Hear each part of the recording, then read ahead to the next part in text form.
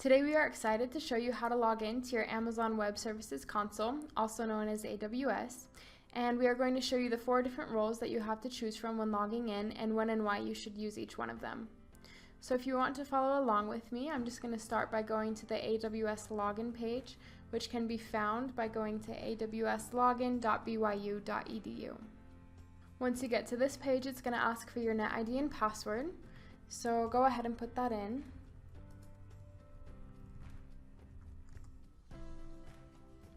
And then it will ask to send you a push notification via Duo. And all this is just a multi-factor authentication that provides a second layer of security to your online accounts. So once you have approved that, it will take you here. Now, if you haven't yet downloaded the Duo application, you need to do so as soon as possible to access your AWS accounts. If you need help in doing so, we have created and provided a training that will teach you how to enroll in Duo. So as you can see here are the 4 account roles that BYU has created, and I'm going to briefly talk about each one. And these roles are just AWS users that contain permission policies that determine what the user can and can't do in AWS. So I'm going to get started in talking about Account Administrator. Account Administrator gives you access to do everything. It is usually reserved for members of the AWS SWAT team when they need to push out changes to all accounts.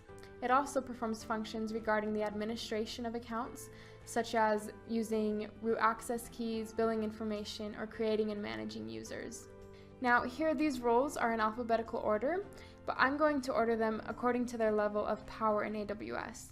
So the one that would come just underneath Account Administrator in the sense of how powerful it is would be Power User. Power User is going to be the most common role used in the AWS accounts. It has tons of access to do most of your daily tasks as an engineer, but you are restricted on certain things.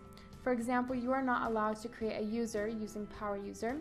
You would need the role Account Administrator to do that. You might occasionally need to reach out to the SWAT team to have them create a service role for you or to help with a pipeline, but for the most part, this will be the role that you will be using day to day.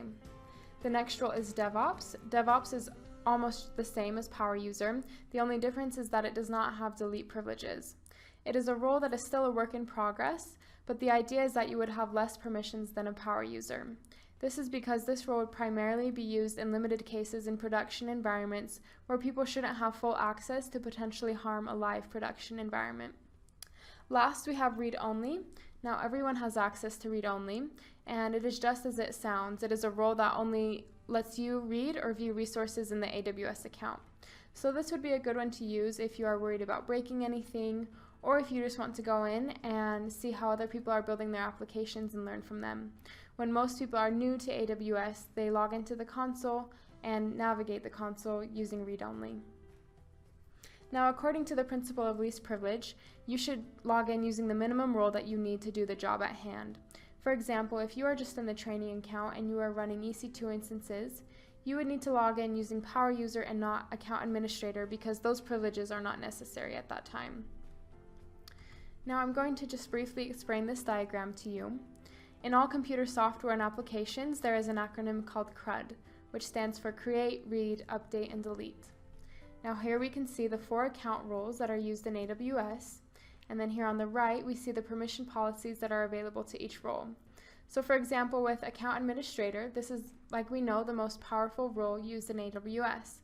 And as we can see, they have access to do everything. They can create, read, update, delete, and they also have HR permissions, such as setting permissions to all 4 account roles. They can create and delete users, and they have access to the management tools, such as identity and access management, billing information, CloudTrail, Trusted Advisor, etc. Next, we have Power User. They have access to do everything, but as we can see, they do not have access to the HR permissions. Next, we have DevOps. They can create, read, and update, but they cannot delete. And now we have Read Only, and as we can see, they only have access to read. So we encourage you to become familiar with each 4 of these roles and their permission policies available to each of them. Thank you for watching this training. We hope to see you next time.